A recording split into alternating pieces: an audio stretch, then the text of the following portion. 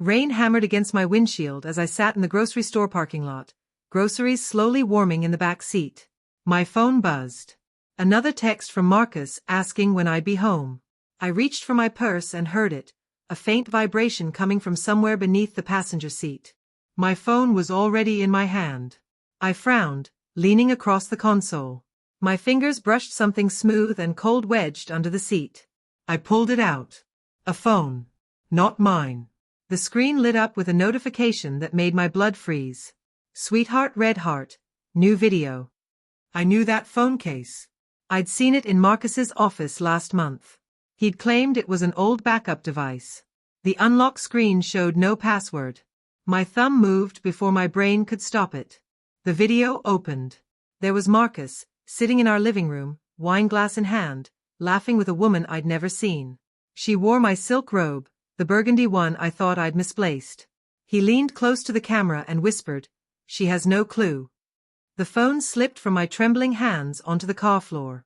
I drove home on autopilot, my knuckles white against the steering wheel.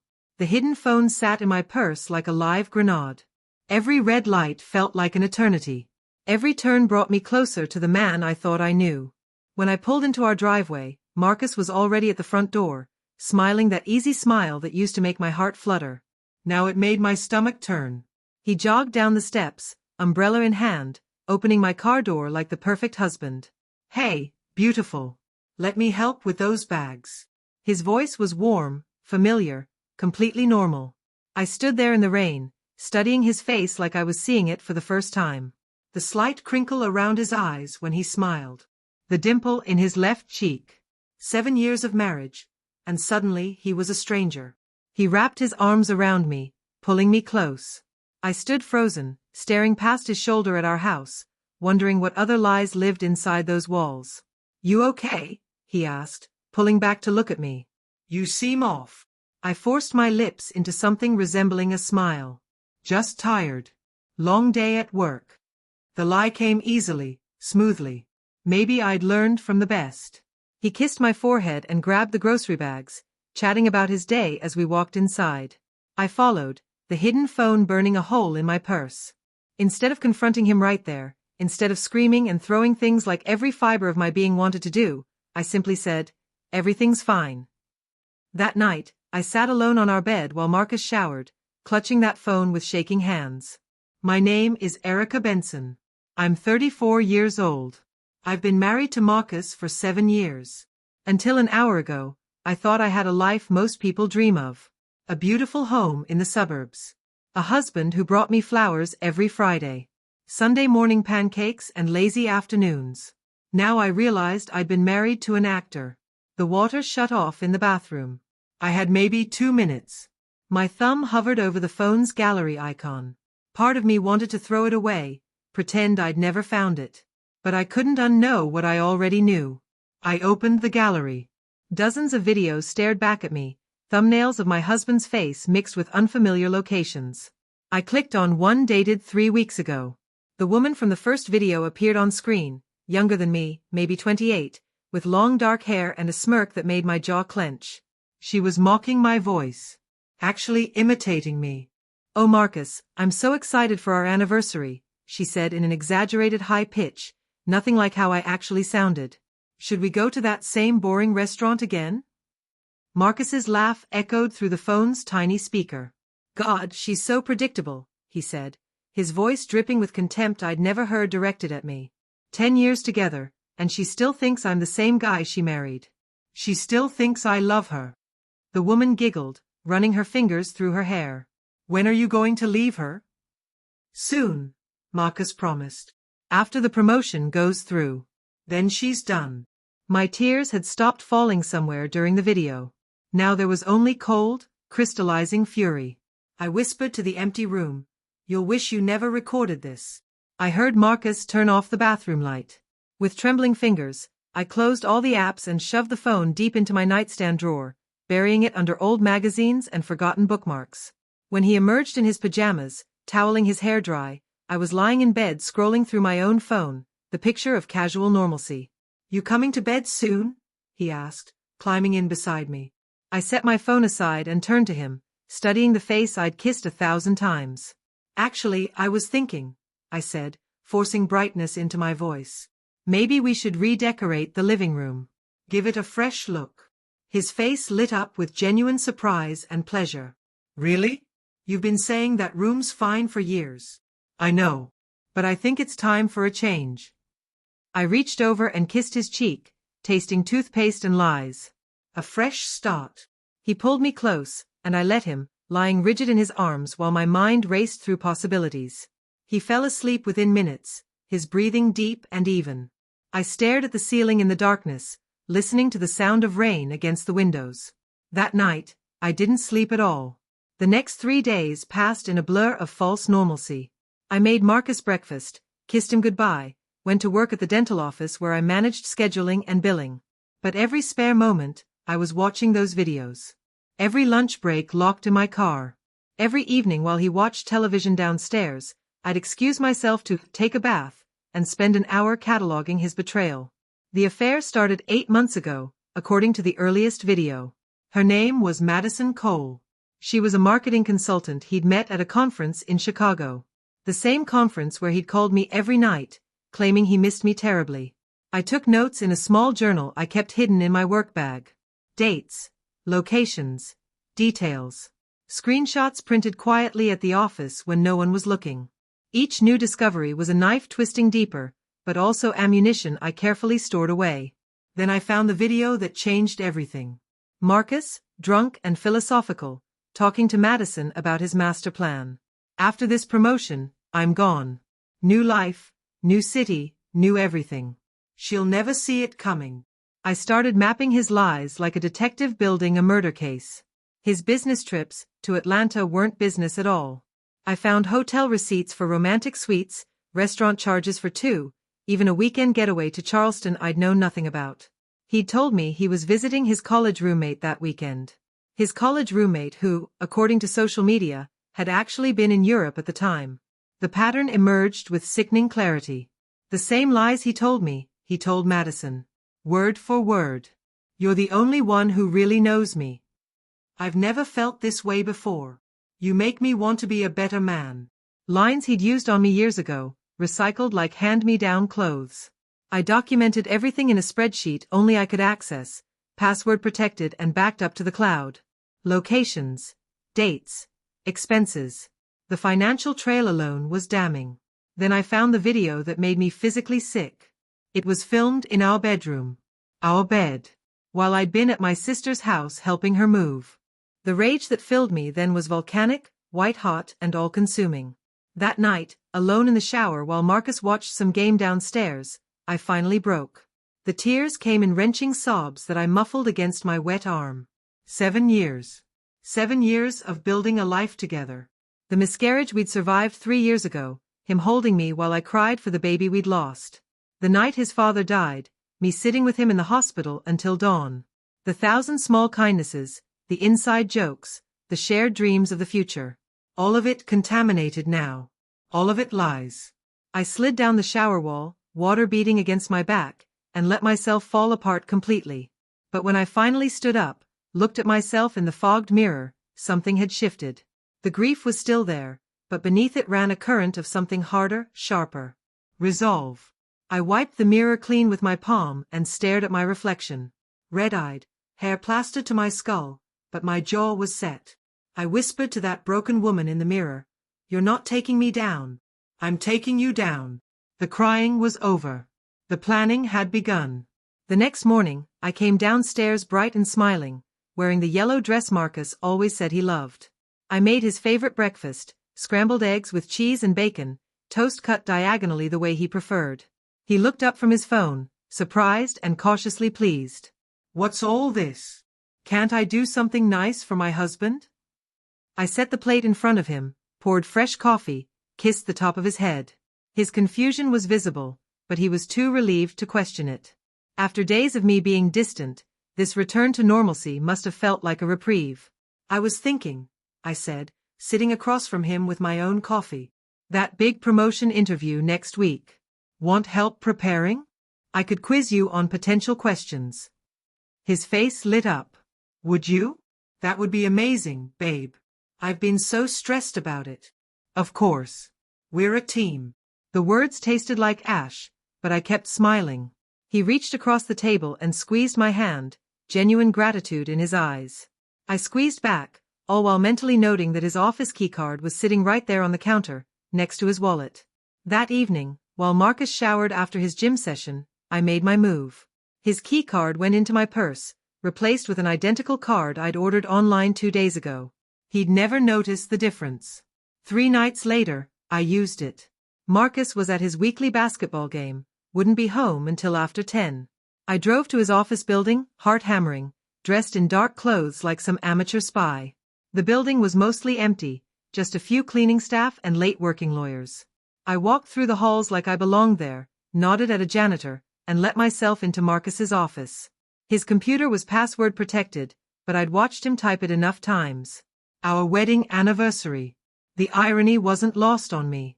I spent 2 hours going through his files, his emails, his expense reports. And there it was, clear as day. Months of fraudulent expenses. Romantic dinners with Madison charged as client meetings. Hotel stays labeled as conference accommodations. Even the Charleston trip, expensed as a team-building retreat. Thousands of dollars. Company money. I photographed everything with my phone, then emailed the files to an account Marcus didn't know existed. When I left, his office looked untouched. Finding Madison was easier than I expected. Her social media was public, filled with carefully curated images of her seemingly perfect life. She worked from a co-working space downtown, ran a small marketing consultancy. I created a fake email address and reached out, claiming to be a potential client interested in her services. We met at a trendy coffee shop on Thursday afternoon. She was prettier in person, I noted with sick detachment. Polished, confident, the kind of woman who turned heads. She had no idea who I was. I'd introduced myself as Emma Richardson, small business owner looking to expand my online presence. For 30 minutes, I listened to her pitch her services, nodding and asking questions while mentally recording every word. Then, casual as anything, I complimented her necklace. Her face softened with secret pleasure. Thank you. It was a gift from someone special. He has amazing taste. She pulled out her phone, showed me a photo. Marcus, grinning at the camera. He's taken, unfortunately. But we make it work. She winked. I smiled back, swallowing acid. It's beautiful. He must really care about you. He does. She glanced around, then leaned in conspiratorially. We're planning a future together. Just waiting for the right moment. I came home from that meeting and found Marcus sprawled on the couch, watching television. He looked up when I entered, his expression shifting to something that made my stomach clench. Annoyance. Where were you? His tone was sharp, accusatory. I texted you twice. Shopping. I needed some air. I set my purse down carefully, keeping my voice neutral. What's wrong? What's wrong? He sat up, suddenly animated. You've been weird lately, Erica. Distant one day, all over me the next. I don't know what your problem is, but I'm getting tired of it. The gaslighting was so blatant, so perfectly executed, I almost laughed. Instead, I let my shoulders slump, forced my eyes to well with tears. I'm sorry. I've just been stressed with work, and I know that's not fair to you.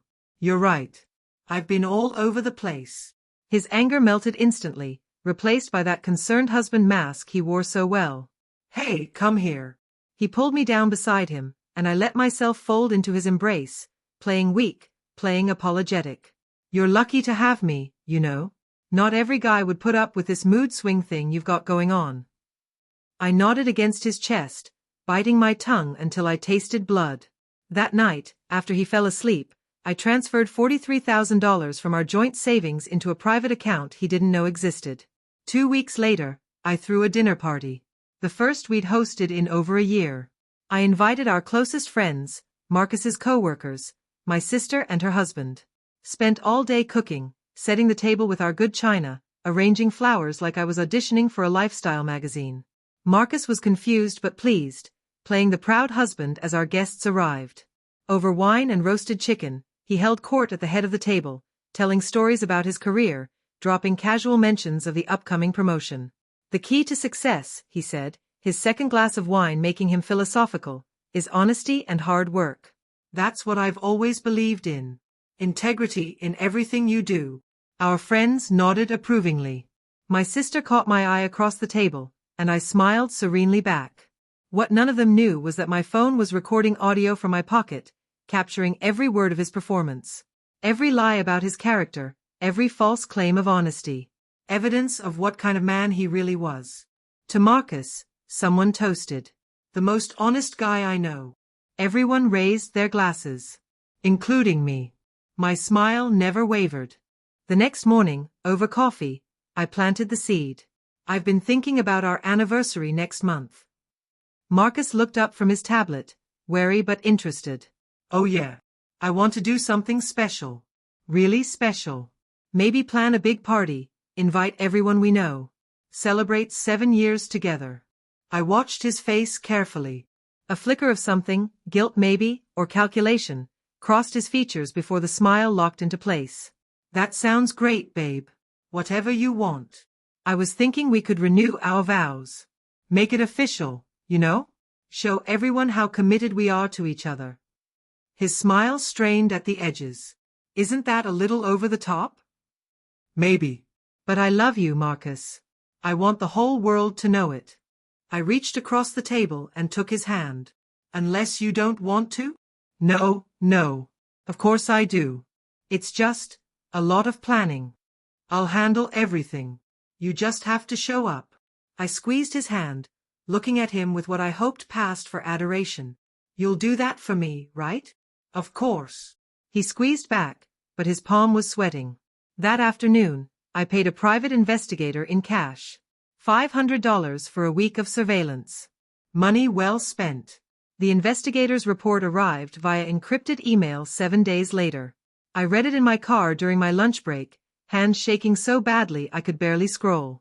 Multiple trips to Madison's apartment, documented with time-stamped photos. A weekend trip to a bed and breakfast upstate, both of them checked in under fake names. Video footage of him bragging to a friend at a bar, the audio crystal clear. The trick is keeping your wife just happy enough that she doesn't ask questions. Give her just enough attention, and she'll never see it coming. More women.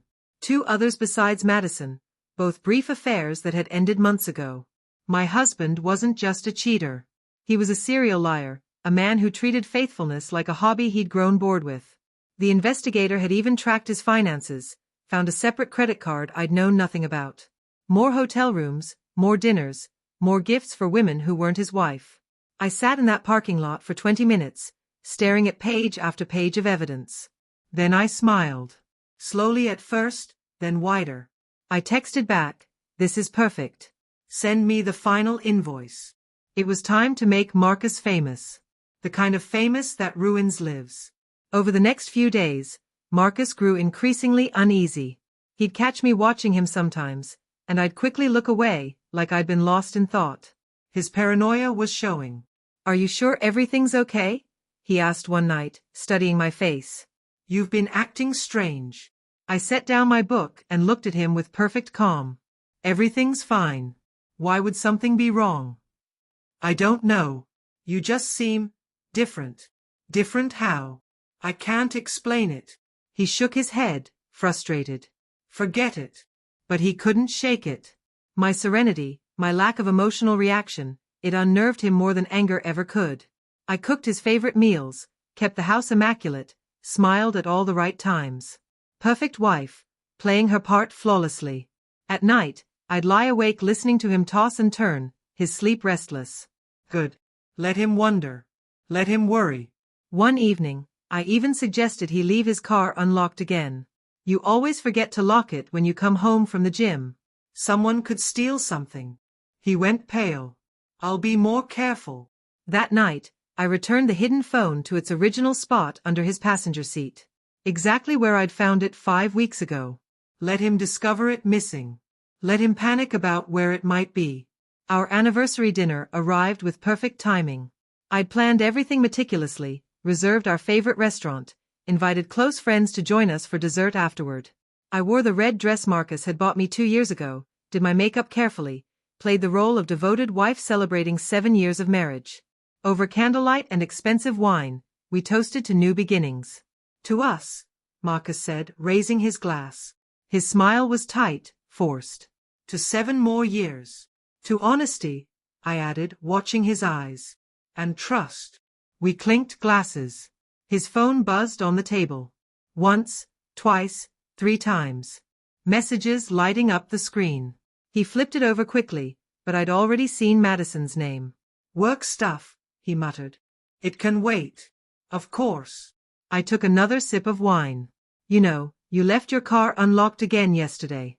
I noticed when I got the mail. Anyone could have gone through it. His fork clattered against his plate. What? Your car. It was unlocked. I locked it for you.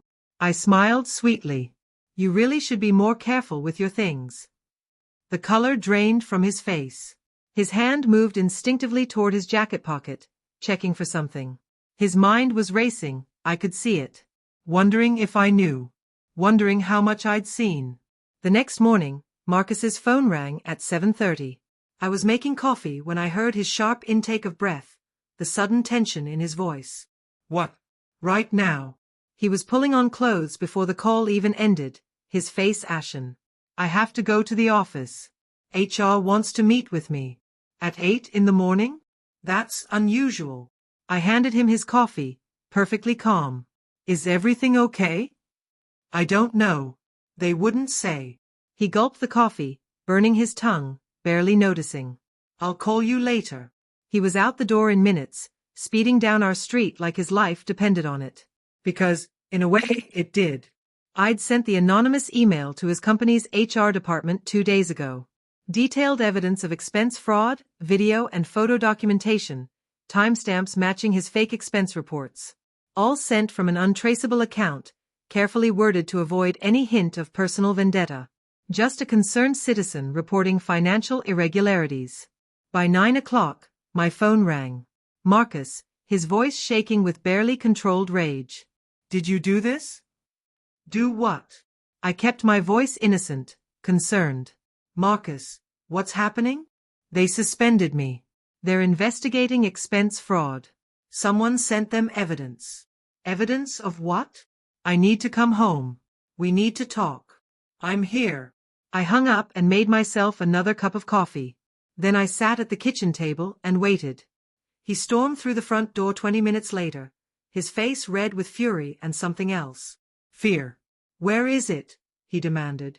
Where's the phone? I looked up from my coffee, eyes wide with manufactured confusion. What phone? You know exactly what I'm talking about. The phone from my car. You took it. Marcus, I have no idea what you're talking about. You're scaring me. I let my voice tremble slightly, playing the frightened wife. What's going on? Why would you have a hidden phone? His jaw worked, his hands clenching and unclenching. He wanted to accuse me directly, but he couldn't. Because accusing me meant admitting the phone existed, admitting what was on it. Someone reported me to HR, he finally said, his voice dropping. Someone sent them videos, receipts, everything. If you did this, if I did what? I stood up, letting anger creep into my voice now. Are you seriously suggesting I'd sabotage your career? What videos, Marcus? What receipts? He stared at me, trapped. Either admit to the affair and the fraud, or back down.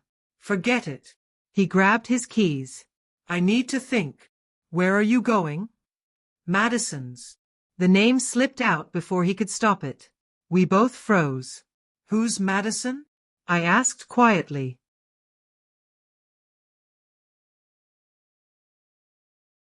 He left without answering, tires squealing as he pulled out of the driveway. I watched him go, then calmly picked up my phone and texted the investigator. He's heading to Madison Cole's apartment. Can you document it? The response came within seconds, already on it. What Marcus didn't know was that Madison had received her own anonymous package that morning. Copies of videos showing him with other women. Screenshots of him calling her crazy and clingy in texts to his friends. Evidence that she was just another game to him. By the time Marcus arrived at her apartment, she was already furious.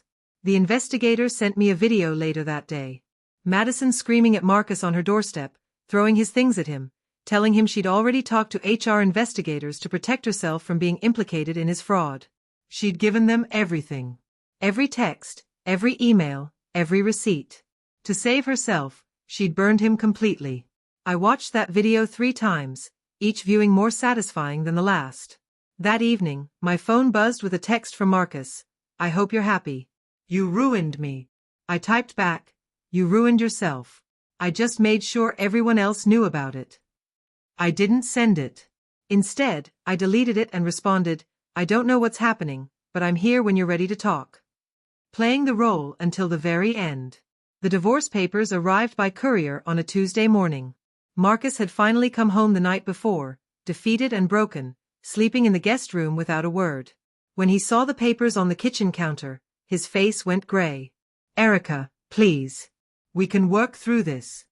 I stood across from him, my coffee growing cold in my hands. "Work through what, Marcus? The affair? The multiple affairs? The fraud? Which part exactly should we work through?" "It was a mistake. All of it." I was confused, stressed about work, and I made terrible choices. "But I love you." The words that might have broken me weeks ago now just bounced off. "You made a movie about betraying me.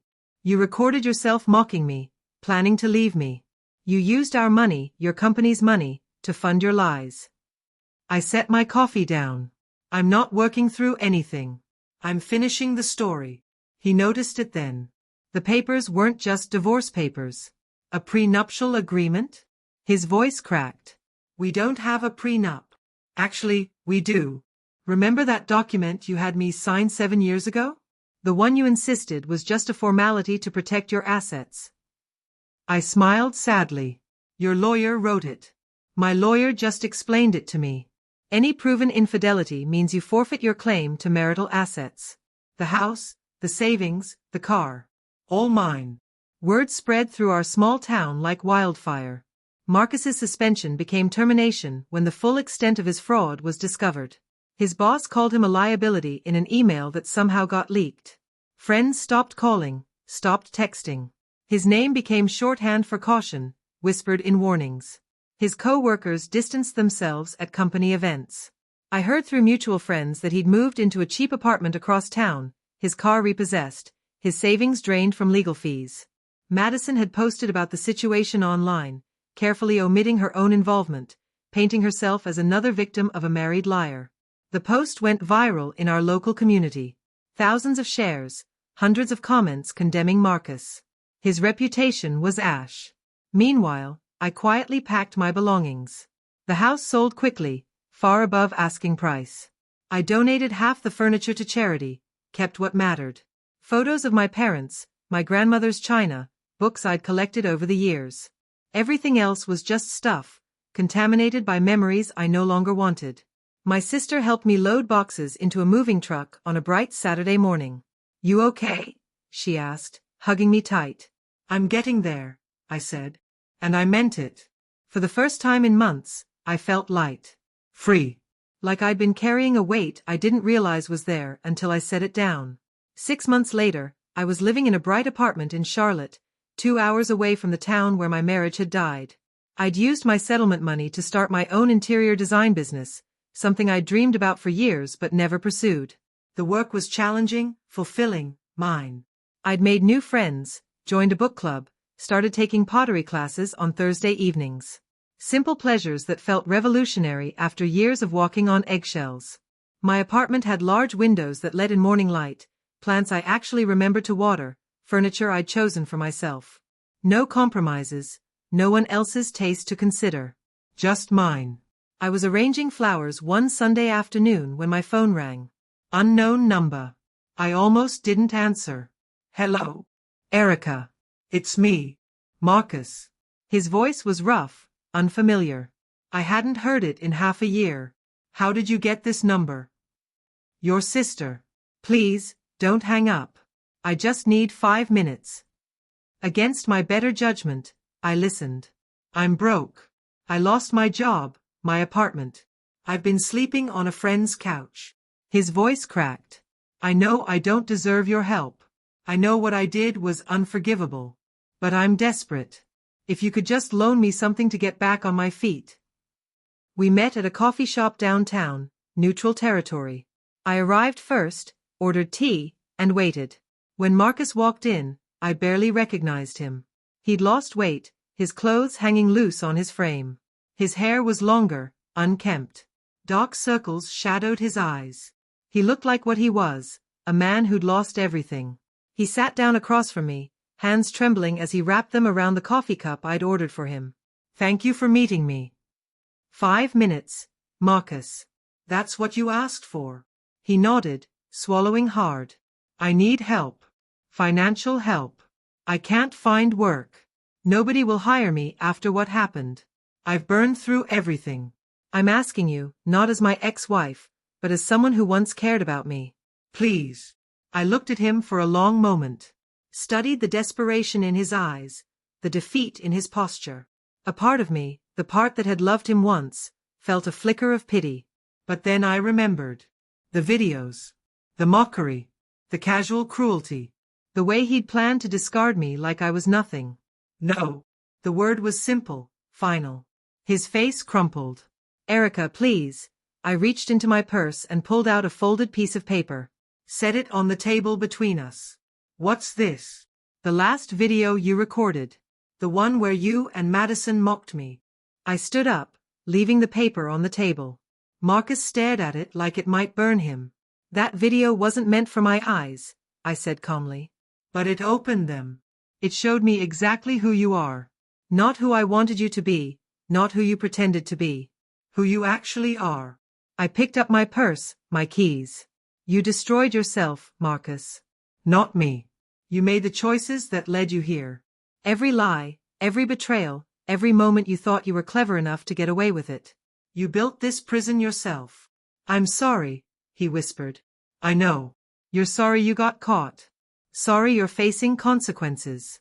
But you're not sorry for what you did. Not really. I looked at him one final time. Goodbye, Marcus. I walked out of that coffee shop into bright afternoon sunshine. Got into my car, drove back to my apartment, my life, my future. That evening, I deleted his number from my phone. Blocked it on every platform. Erased the last digital connection between us. Later, alone on my balcony with a glass of wine and a good book, I felt something settle in my chest. Peace. Marcus had thought he could have everything.